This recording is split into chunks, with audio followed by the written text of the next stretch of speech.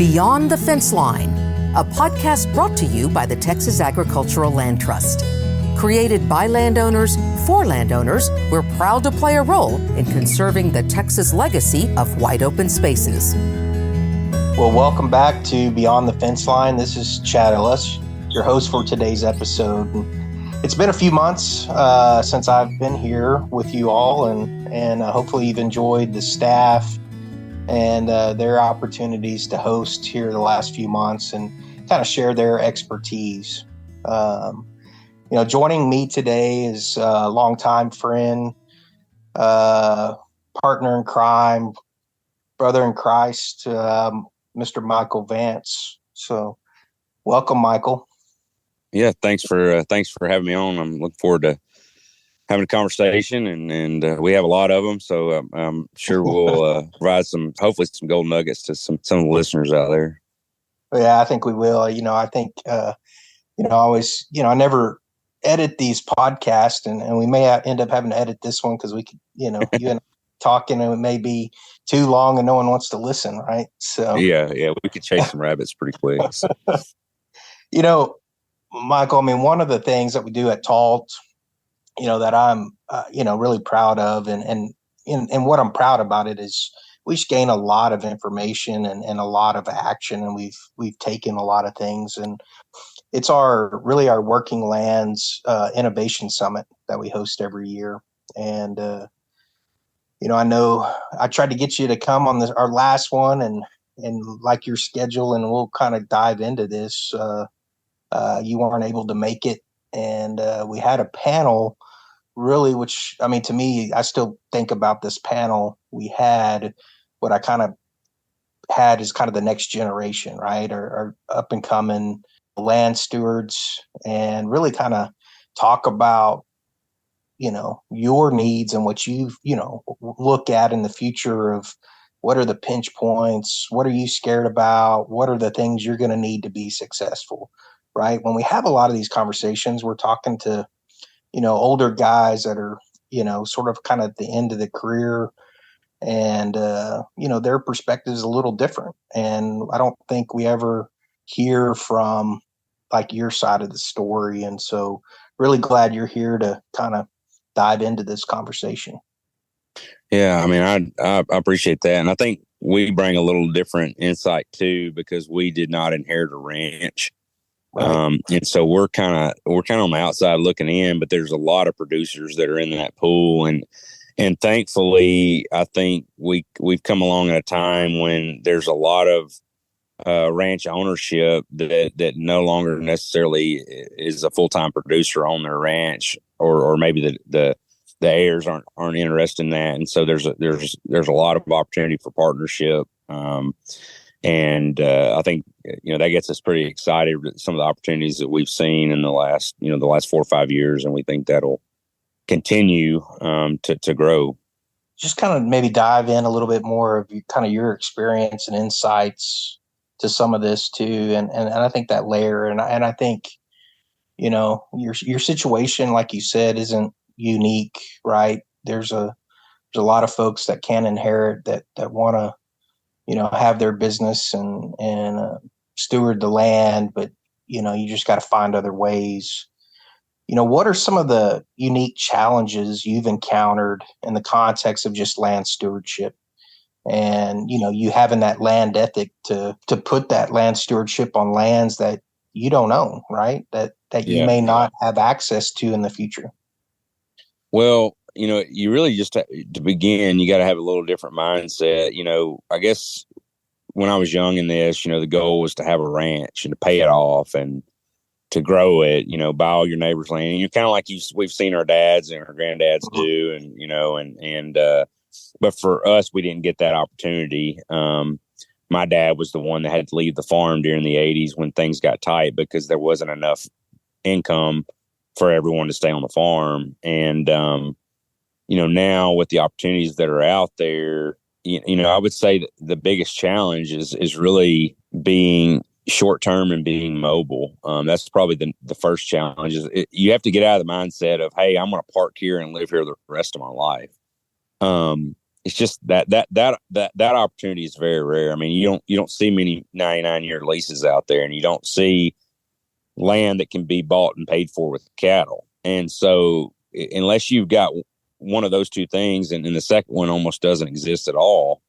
And if you're starting, from bare ground in terms of capital, you kind of have to grow as you have opportunities, and you have to go where the opportunities are. And so for us, we've had to learn as a family, what are the trade-offs to, we lease a lot of country and big country, and so we have to go where the leases are, and there's trade-offs with that. Right.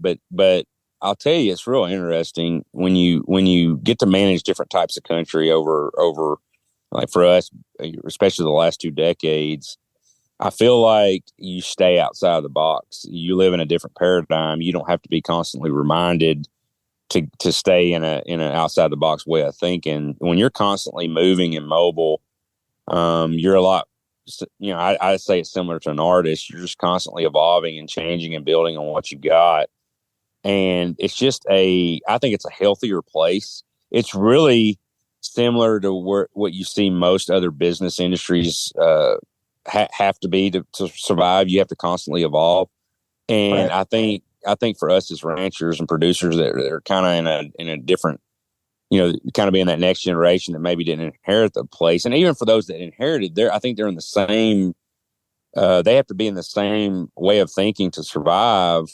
We're in a different time period. And even the markets, right now, the cattle market is, we're going through we're climbing the mountain again. Right. And everybody's looking back to 13, 14, 15. And, and I hear people say, well, now that it's going back up, I'm getting out. But I really think, and I've had this conversation with, probably 8 or 10 people in the last 2 months that, I kind of wonder, everybody just expects the cattle market to go up and come back down. But I really think we finally hit that pinch point when it comes to supply and demand, and with the limited resource being land.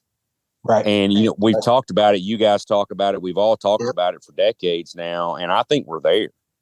I think we're to the point, the cow numbers are way down, and I don't think they're coming back. I don't think they can come back. And nobody's really talking about that.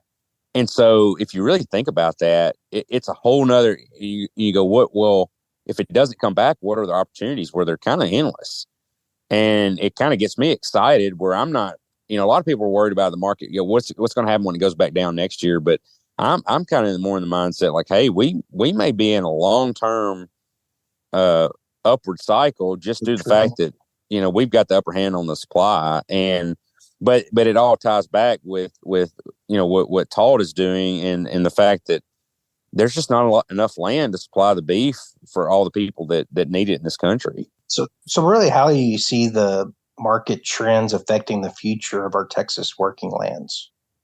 I think the working lands are affecting the market more now. I think that, it's amazing how many people are getting out right now, an older generation, and they've had people knocking on the door to buy that land. And a lot of them aren't even going to sell it, but they're getting it ready to pass down the next generation that probably is going to sell it. Right. And honestly, there are cheaper places to ranch. And so there's just some of that stuff that you're not going to stop, unfortunately. Now, I would like to see it stopped, especially in some of our better habitat areas. But, I'm so thankful for what you guys are doing, because y'all are helping slow that down some, and you're offering an incentivized way for people to keep it in ranch land.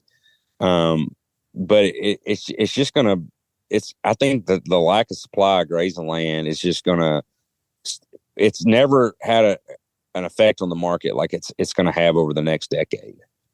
And now I think at some point that'll balance out, because, there'll be a price, and I think there'll be some value back to the animal, and then therefore value back to the land. But I hate to see it go through a downward cycle for a long time to get back to that point to maybe ever balance out, and I don't know that it could ever balance out because we still won't have enough supply of land, But, yeah, I mean, that's the thing, right? We're losing close to 1,000 acres a day, right? Yeah. To our parking lot. So, yeah, I mean, to your point, there's an imbalance there, right? For sure. Yeah, and then you hope some of these other ecosystem markets that are coming along, they're going to help balance it. And I think even to the point where there will be families, especially maybe the next generation families that decided to sell the ranch, right, and take it out of production. That maybe their kids, when their kids get to production age, and maybe they start asking the questions of the what ifs, like what if we would have kept the ranch? I wish, or you see that now. I've got quite a few friends that are maybe in their they've established themselves and they've got some some extra income, and they're trying to put their family ranches back together in areas that are getting developed. I know 2 or 3 offhand, and I'm talking about pretty large parcels. And they went off and made their money in other industries, but their goal is to put that ranch back together. And then, but they're doing it for their kids and their grandkids. And it's, that's really cool to see. But I think when we go through that balance cycle like we're talking about, we're going to see more. I think there are going to be people that look up and go, man, I wish we wouldn't have let go of that ranch. I wish we would have found a lease partner, like somebody like us, or, there's plenty others out there like us that would have helped us manage the place until maybe that next generation comes along. If somebody called me today and said, look, we want you to lease this ranch, but our grandson is going to want to run cattle on this ranch when he's old enough. Maybe he's in high school and he's going to go off to college, but he needs somebody to help him learn how to manage the ranch and do it right. And then whenever he's confident in it, he's going to take it back over. I would be just fine with that. And I think for us, we need to look for those opportunities. Like, we've actually done some small leases like that. People had bought land and they want to learn how to run cattle. So we'd lease it, and we'll lease it for 2 to 3 years until they kind of get the hang of what we're doing. And then they go, okay, I think we can do it. And most of them have the capital. They just don't have the knowledge. And we lease it and we enjoy it. And I think it's our way of, it's a trade-off. We're paying it back. We're also getting the lease and we're educating. And I think there's going to be more opportunities like that. And they're exciting. They're way, you really build bridges that way. So. Yeah. I mean, I think mentorship and having those folks you can lean on for advice are so important. I mean, who is, maybe some of those mentors that, had a significant impact on your journey, on your journey of this land stewardship, Michael? Man, I got quite a few. I've been blessed. I feel like most men can count their true good friends on one hand. And I feel like that I've got probably 4 handfuls. Right. The good Lord has blessed me and surrounded me with some really powerful men and women in terms of wisdom. I would start with Yates Adcock would be at the top of the list. I mean, Yates is the guy that brought me out into this country and taught me a lot and really got me thinking outside the box. There's a guy named Kenneth Graves back in Mississippi when I was in college there, and he still doesn't know this. He would never guess this if he was listening to the podcast, but he's one of those guys that gave me a chance and believed in me and trusted me with things. Even, there was a guy, I remember one of my first really, I guess one of the jobs where somebody put some trust in me. There was a guy named Glenn Gillen, and he ran a really good grocery store there in town. And I was 16 years old, needed a job. And I didn't become a manager in that store because I was too young, but he pretty much gave me managerial duties there. And it's because he believed in me and he trusted me. And you just get to the point where you feel like you can do anything if you're surrounded by the right people. And, and I'll say that, I was fortunate to come on as an intern at Noble. Man, I can't even remember the years now. And you were there, and there was, that was a group. There was a group there that was as solid as I'd ever been around. I mean, just a group of people: Deke Alcar, Steve Swaggart, Hugh Aljo, you were part of that. Mariah Johnson came on a little bit later. Jeff Goodwin, Rob Cook.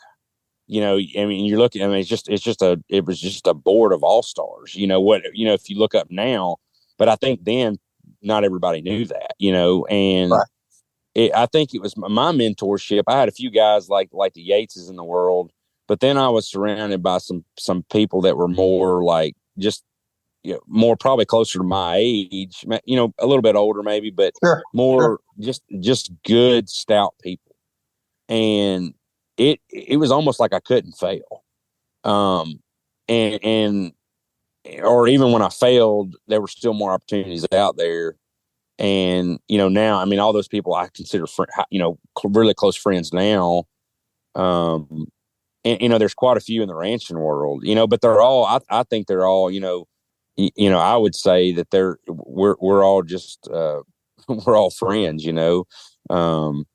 I think, you know, another guy, you know, Dan Glenn, Ted Miller, those are Yep. two, you know, right off the top of my head.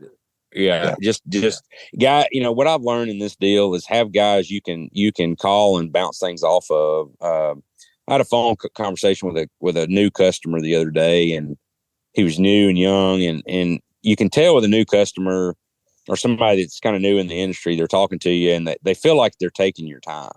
And with some people, I could see that, you know, some people don't want to give you their time, but you know, I told him, I said, don't feel, you can call me anytime. Like if I'm too busy, I won't answer. I'll call you back when I have time to talk. That's how we build relationships. I mean, we're in the relationship business, right? I mean, you guys are in the relationship business. I'm in the relationship business. I mean, we're raising a commodity product, but we're in the relationship business. I mean, this is, and it makes it fun. I mean, if it wasn't for the relationships, none of what you do or what I do, it really wouldn't be that enjoyable. You know, well, yeah, we couldn't be successful. Yeah, there's no way. It's like you and I like to hunt together, but the stories we tell, like, I mean, we've taken some nice animals and stuff, but it's the people. It's like who was in that group, you know, that trip here, that trip, who was in there that made that group, and you know, I wouldn't trade that stuff for anything. You know, I don't care what we harvested; it has nothing to do with that. You know, as long as I got food on the table, it doesn't matter how much money we made. It's relationships, you know. Right. No, there's no doubt about it. Right. And those relationships, I mean, take you a long ways. I mean, you know, kind of talking about our hunting trips is, you know, memories of a lifetime. Right. And, you know, just being able to know that you're not in it alone. Right. And you can pick up the phone and ask a question or get feedback or need help. I mean, it's just so important. And I think most people don't understand that. Right. And well, we live in a dog eat dog world, and so and we do even like, I mean, let's just look at, you know, agriculture and leases, like whether it's farm leases or grazing leases, it's a little bit dog eat dog. Right. I've recently let go of some leases or kind of, you know, we decided to part ways, and I've had other people call me on those leases. And the first thing I tell them is like, "Hey, I'm glad you're calling me. You know, let's talk through this." And I hope they get a shot at it. But I think they're not even used to that. They're like, you would never call the guy that had the lease before you had it, and so but it's like, hey, I want that grazing land to go back into another steward's hands and be managed correctly. You know, whether it be the way I manage it or not, but be managed, that ecosystem be managed. But it's kind of like that.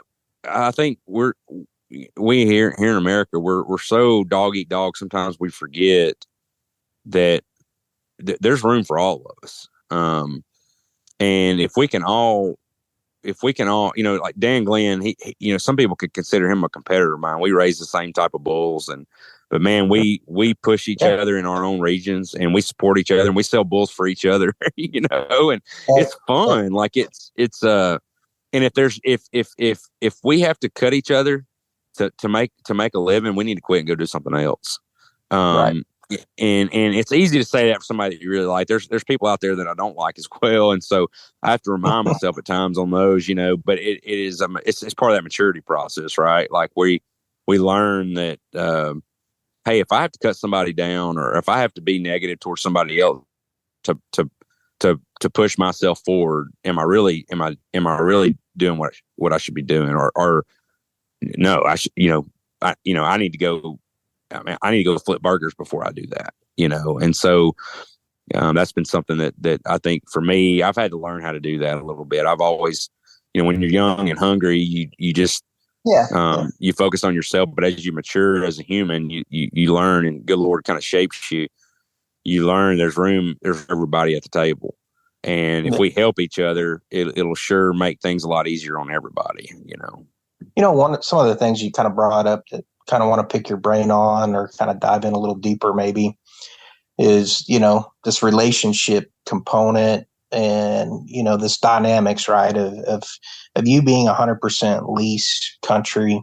We have some of these landowners that, may not know the business, right? They inherited or they bought property, they're looking to lease to somebody, a land steward to take care of it. But there's a disconnect, right? They don't really understand what land stewardship is.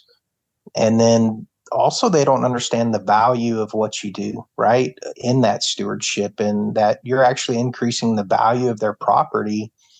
And, you have some landowners that are trying to maximize, right, dollars today for the lease, but again, becomes that relationship of having a relationship of a good land steward like yourself, and being able to work with you and look at it more of not just a leasee, but a partner and a partnership in a way where your land stewardship's increasing their asset, right? And how do we, how do we start breaking that or educating or kind of getting the light bulb moment, right, where they truly understand that? And have you had that where you finally kind of broke through and they saw the light and realized that?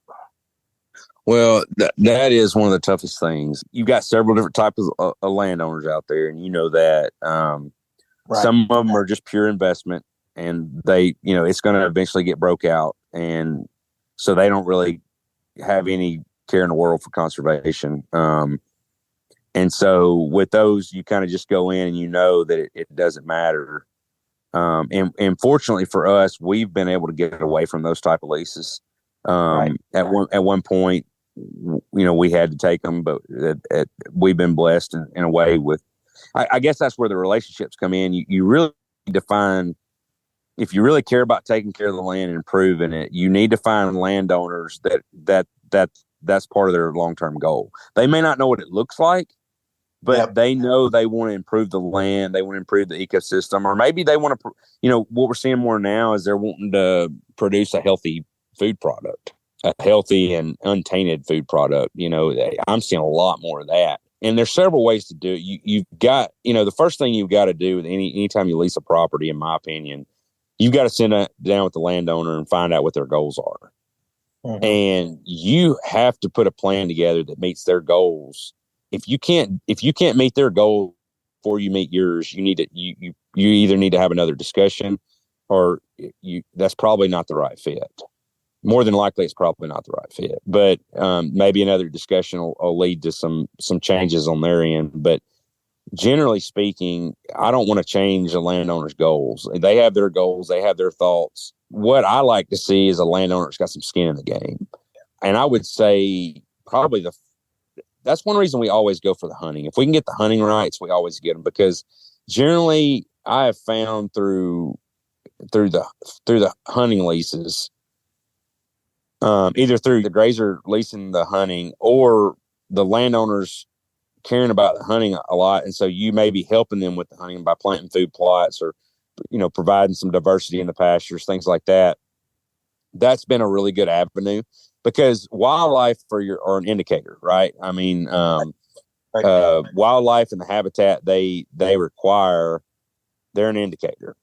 And so if you can get somebody that either cares about the wildlife, is a hunter, if you can get them to go hunting, I mean, that's what I get excited about when you meet maybe you're looking at a lease, and, we've got one right now where we've got the grazing and the hunting, but landowners are allowed to hunt within our lease.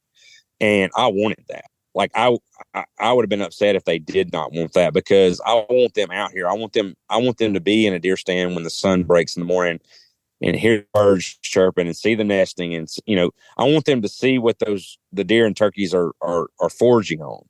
Is it something that we planted? Is it something that's native? You want them you want them to just stop and soak it in and start asking questions. The other thing would be ownership in some of the animals, and some of the, becoming maybe a partner in business to some degree, because then they start understanding the dynamics of what you're trying to do. When they realize all the balls you're juggling to try to make money, plus you're trying to improve their property, it helps them become more understanding. And then even, for instance, just, I'll say one of the biggest things that been, I guess, a pinch point for us and landowners is a batwing mower.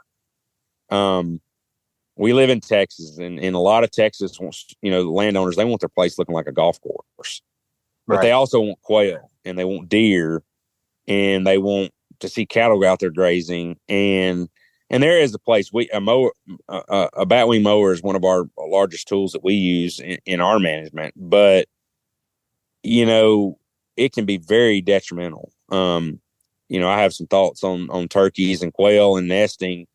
And I think I personally feel like, a batwing mower is one of the biggest obstacles that nesting birds have had. But you see that with landowners. If you can, if you can start that conversation, they're like, man, why are we not seeing any quail? Well, we probably need to stop mowing during the nesting season, but if they're asking questions and they care, then that gives you a chance to help them make some changes, or them to allow you to make some changes. And, you start connecting some of the dots with them, and it's fun because you're learning together. But it takes somebody that's got some skin in the game. They've got to be there. They've got to be eyes wide open. They've got to be paying attention. But fortunately, we're living in a time period where I feel like this generation of ranch landowners, that I'm seeing, especially in the last 5 years, people are very conscious of what else is out there besides just the livestock. And to me, that's exciting. Even to the point, if a landowner came to me and said, hey, I'd like to maybe cut our cattle numbers a little bit because we want to see more of this animal or this animal, I'm more than happy to do that, because that means we're being ecosystem minded. That is a trade-off that I'm willing to take every time, and so in my experience, those are the things that we've done. And then, lastly, being you take a ribeye to somebody that was raised off their property and was raised, especially if it's a, forage-based type ribeye, maybe finished it with some grain or something like that. But, that was raised primarily on their place and on their grasses, man, there ain't much better than that, Nothing tastes better than that. No, it doesn't, my hat's off to you, Michael. And we're best friends, and I've seen, a lot of these operations, a lot of different operations you've leased over the years. I don't know of really anyone else besides you on these that what you just said, you follow to a T, right? And understanding those landowners' goals. And there's times that you graze and do things to meet their goals that is not going to be economical for you, right? Yeah. It is not how you would graze if it was like your place and your everything. But at the long, aspect of, like you're saying, it pays off. And and it's part of that maturing process. You learn what battles to fight. There's trade-offs with everything. It's just like anything. It's usually not as nothing's as bad as it seems, or is probably as good as it seems. And but we've been blessed. What are some other challenges and opportunities in land stewardship that you're seeing across the state? When you realize, you look at some of these ranches now in Texas and what they cost to own, and you're a young family like we've got, and you can make a decision where I'm going to save up enough money to buy a ranch, or what I've seen, I go looking at that, by the time I'm old enough to save up enough money to buy a nice size ranch in Texas, I probably won't be healthy enough to physically manage it, and that's why you got 3 boys. Yeah, that's right. And so, now I hope for my boys it's different than that. My goal is to maybe my boys to have a little different opportunity than I've had. Some of the things we're building, I'm hoping to where they have maybe stronger opportunities than we necessarily have, because I think they're going to have to, but with we were talking earlier with some of the land downsizing and things that we're going to continue to see. But thankfully, there's landowner partners out there that give us the opportunity to do things that we would never be able to do without those partners. And, I think at the end of the day, if you realize that, and I want them to be as happy as my family is to be on the property. And and it's got to be one of those situations where I've learned, and it's something I learned from, I'll say I learned from Yates. He used to say, and he still does, I'm sure, that, you want, when you're in a partnership, you want the other person to care as much about you as you do about them. And if you're in a relationship like that, and I would say, if there's a landowner out there listening, or a tenant, I think those are words of wisdom right there. And get in a relationship where you care more about the other person than you do yourself. It's kind of like marriage. Marriage is like that. When you learn to care more about your wife than you do yourself, that's when you really become a good husband. And I'm still working on that.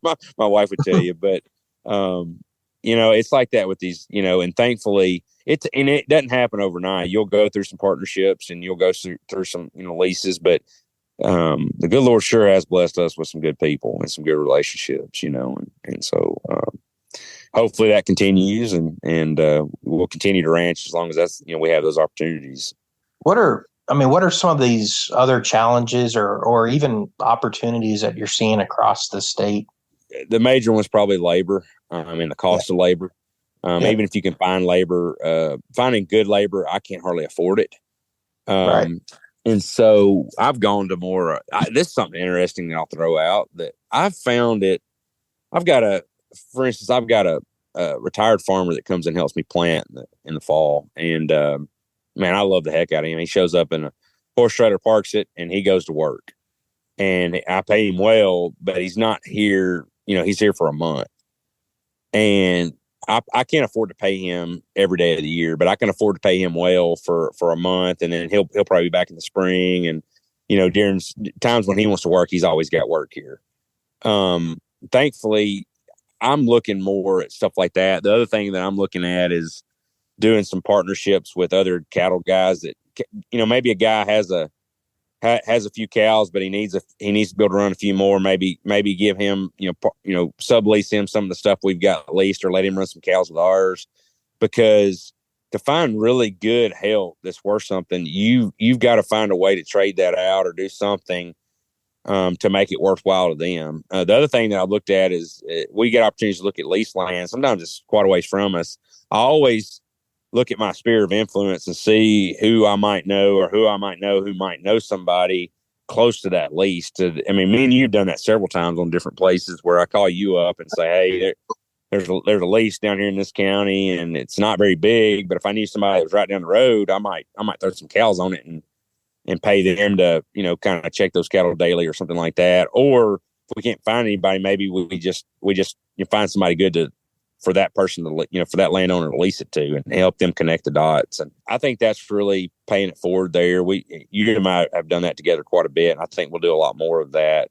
And that's again where relationships matter. People that might know you and I that, that have good relationships with us. We have a, lease pop up like, hey, I know somebody would be a really good tenant down there. I'm not even going to try to pull that one off. Like, you need to call this guy. And we've done that. And I think, but it goes back to that labor thing. We're trying to think outside the box on the labor situation. We're kind of looking more as everybody's just a partner. And, right. But labor's a big one. Right now, cost of interest is a big one. But that's everybody, right? It's a line item expense for us. But it really makes you think about everything before you do it right now. But just because the interest costs, like some of the heifers we own this year, I think they cost like, we probably had $70, $80 a head in them just in interest. well, when you have that big of a line item that hasn't been near that big in a long time, it really makes you think about things. But I think that's that and uncertainty. There's always uncertainty in the market. Even leases. We've been talking about that. You can get a 10-year lease, but in my mind, there's ways to get out of these leases. And so when you lease ground, and I'll even say this: if I've got a 10-year lease and all of a sudden I realize the landowner doesn't want me there, I don't want to be there anymore. Right. And I don't want to create any kind of festered situation. And we just signed a long-term lease on a big place, and if that guy came to me now and said, "Hey, we need to do something different," we'd figure something out, because everybody needs to be happy and everybody needs to be on the same page. And so with that thought in mind, you really have, if you're in our shoes, you got to build your business model. Even if we were just to say, hey, we're, what if I get sick or what can happen here or there? You've got to have a business model that can, even if you had to sell out today, you need to be able to survive that. And that's not easy. Right. That you can't build that overnight. You can't just jump in the cattle business and have that. But over time, you can lower your basis in your cattle. You can pay off debt. You can have some insurance policies. There's things you can do, but that's one of our goals, is to where I think about all the things that can happen. And I think that's one of the hardest things, not only for people with leases, but just in general. How many times do you know ranchers that pass away, and then the family is kind of left holding the bag? Like, what do we do with these cows? I've helped quite a few families in those situations, and you're just and it is a mad rush, and my goal is for where if something happened to me, and we're not there yet, we're working on it, but to where at least we have a plan and financially we'll be okay. And then but the same thing happened with leases. We drop leases, or if I was to get hurt, I wouldn't want a landlord to be strapped. If somebody else is going to have to come in here and manage our business for us. And so I think that's one of the biggest obstacles is being able to build a business that can survive all those different things and make money, Yeah, we talked about your three boys and thinking of the future and that aspect. I mean, what's your vision for the future of Texas working lands, and what steps do you believe are necessary to ensure their sustainability for those future generations? Boy, that's a loaded question. I think I think the good thing about Texas, and this will be a lot of your Midwestern states as well, we got to continue to see people that love the land put money back in the land. Even if somebody that goes out there and makes money in another industry, if they love the land, I want to see that person invest back in land. Yeah. Now, I think that's going to happen because land is one of the most limited resources we have. And thankfully, we are seeing that. We're seeing people come back and buy ranches and are going to keep them in a ranch, in a working ranch, or at least keep them in an ecosystem. I think that's got to happen. I think there's got to be incentive out there. I really, as bad as I hate to say this, I want it to be private funded as much as possible. But I do think we're at the point where our government, from a food sustainability standpoint, if we're going to be sustainable in this country on food, our government really needs to think about what we're going to do with this lack of production land. And I'm not saying create a lot of subsidies or anything like that. I'm just saying there needs to be incentives out there for people to own land and to keep it in working lands. I think there could be some real tax incentives put out there that could do some things. I'm not going to get into all that because I'm not smart enough to put it all together, but I want it to be incentivized. I want it to be a good thing for me to invest back in working lands, and not just to buy a ranch to run around and play and shoot deer, but to actually with the mindset of, hey, we're going to buy that ranch, we're going to enjoy it, but we're also going to be a part of the sustainable food system in this country. And I don't feel like our government is taking that serious right now. And they really need to be. I mean, and I'm the last guy that wants a handout or a subsidy or anything, but from a consumer, when I put the consumer hat on, I'm concerned. Where I mean, even to the point where let's just say, is the common middle class family going to even be able to afford to eat beef at some point because we can't supply enough of it to keep the price down? Right. I don't ever want hamburgers to get to where people can't afford to eat them. They're headed that direction with the lack of land. Yeah, I mean, that's the key, right? And I think what you said, right, is not about handouts. It's about incentives and finding other ways. And, I always think about this, and this is one I'm thinking about, Michael, and one that I think actually, just throw it out there to fit this conversation. And Colorado is a good example. Colorado has actually a tax incentive for conservation easements. And so, because they have a state income tax that they can utilize, they can take those tax credits from that conservation easement and sell it on the market, right, to others. Yeah. So it becomes really sort of this, in essence, a free market approach, this incentive based, but it's, open to the market, but it becomes an income stream. And, you sit there and you fast forward to that, why couldn't we develop that same model, but on a national, income kind of tax incentive where you could do a conservation easement? To your point, we'd keep the land in a, working landscape and productivity for food security, et cetera, in the future. I think is a, the model has been shown to work and work very well. And I think it could definitely work nationwide.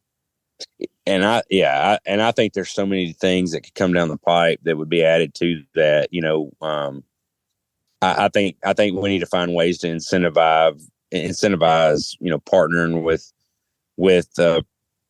production businesses in any capacity, whether you're in a row crop operation or you're grazing cattle or sheep or goats. I mean, I think we've got to find a way to secure the food system in our country, and we're not doing a very good job of it. That's a, when you talk farm bill and some of the things that some of the discussions we're part of, on a regular basis, in my opinion, we don't hear enough. And I think it's going to be on our door. I think it's on our doorstep now, and it's going to be knocking here pretty soon. And I don't think we're ready for it. And I think the market's going to probably dictate what happens next. But I hope that people are awake and paying attention and figuring out, okay, we need to do something. And thankfully, though, I think we, here in Texas, definitely we've got enough people to kind of help keep a lot of these working lands, I think, or at least I hope. I hope that's the case. So, right, yeah, our biggest challenge, right, is we don't have the incentives, right? We don't have the buckets of money to help pay for, a purchased easement, and a lot of families need the purchase side, and that's where we got to look at alternatives and innovations of these other incentive based or other ways to help keep it. And even look at it from this angle. I mean, especially here in Texas, the value of ranch land in Texas is insane, especially compared to other states. Right. And so, on a percentage basis, when you ask a family to retain the ranch, and they don't have any, maybe they don't take any enjoyment on the ranch. Maybe they're they don't utilize the ranch in any way. It's hard to talk them into having a reason not to sell that place. Right. You just hope the next person that buys it is in production agriculture or wants to keep it in an ecosystem in some form or fashion. But as this land goes up in value, to me, it's more important than ever for those incentives, and that's why I feel like we're behind the eight ball on all that. I mean, we should have had incentives decades ago for this, and especially here in Texas for the value in that land, and what the value is, the value of it is for commercial or residential, housing. And I think Texas could really make a statement if we could do some things here that other states are going to see as their land values continue to increase, similar to what we've seen here.